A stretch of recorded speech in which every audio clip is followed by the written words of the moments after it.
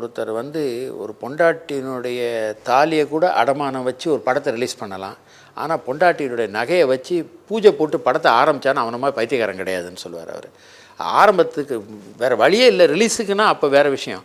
ஆரம்பிக்கிறதே ஒருத்தர் நகையை அடமானம் வச்சு படம் ஆரம்பிக்கிறேன்னா அவனை போய் பைத்தியக்காரன் ஒரு உலகத்திலே இருக்க மாட்டான்னு சொல்லுவார். இன்றைக்கும் அதே மாதிரி தான் இருக்குது. இதை பிஸ்னஸாக பண்ணால் நம்ம சேஃபாக இருப்போம்.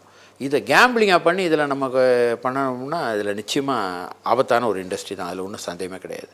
இது பிஸ்னஸாக பண்ணணும். அந்த மெஷர்டாக நமக்கு என்ன வரும் அது இப்போது எங்களுக்கு என்ன சொல்லுவாருன்னா, ஒரு படத்தில் எவ்வளோ லாபம் வருதுன்னு கணக்கு போடாது, இந்த படத்தில் வந்தால் லாஸ் வந்தால் எவ்வளோ வரலாம், அது வந்து அவனால் தாங்க முடியுமா அப்படின்னு தான் கேட்பார். ஸோ இந்த கேல்குலேஷனில் தான் நாங்கள் இன்றைக்கும் பண்ணிகிட்ருக்கோம். இது பிஸ்னஸாக பண்ணவரில் இந்த பிஸ்னஸ் தப்பு பிஸ்னஸ் இல்லை. நம்ம பிஸ்னஸ் இல்லை அதுக்கு மேலேயும் நம்ம ஆசைப்பட்டு இது ஒரு கேம்பிள் பண்ணுறோம். இப்போ ஒரு படம் எங்களுக்கு ஒரு முந்தானை முடிச்சு ஒரு பெரிய வெற்றி, சகலகலா பெரிய வெற்றி அப்படின்னா எல்லா ஏரியாவும் நானே வச்சுக்கிறேன் அப்படின்னு அடுத்தாப்பில் இறங்கினேன்னா, ஒரு படம் ஒரு அன்பேன்னு ஒரு படம் எடுத்தோம், இல்லை அன்புள்ளப்பான்னு ஒரு படம் எடுத்தோம், அதெல்லாம் ஓடலை. அந்த மாதிரி ஏதாவது ஒரு படத்தில் ராங்காக போச்சுன்னா நமக்கு பெரிய அடி விழுகும். அதனால் நாங்கள் என்ன பண்ணுறோம், லிமிட்டடாக ரிஸ்க் வச்சுக்கிறோம், ஒரு அளவுக்கு ஒரு ஸ்மால் மார்ஜின் வச்சுட்டு படத்தை விற்கிறோம்.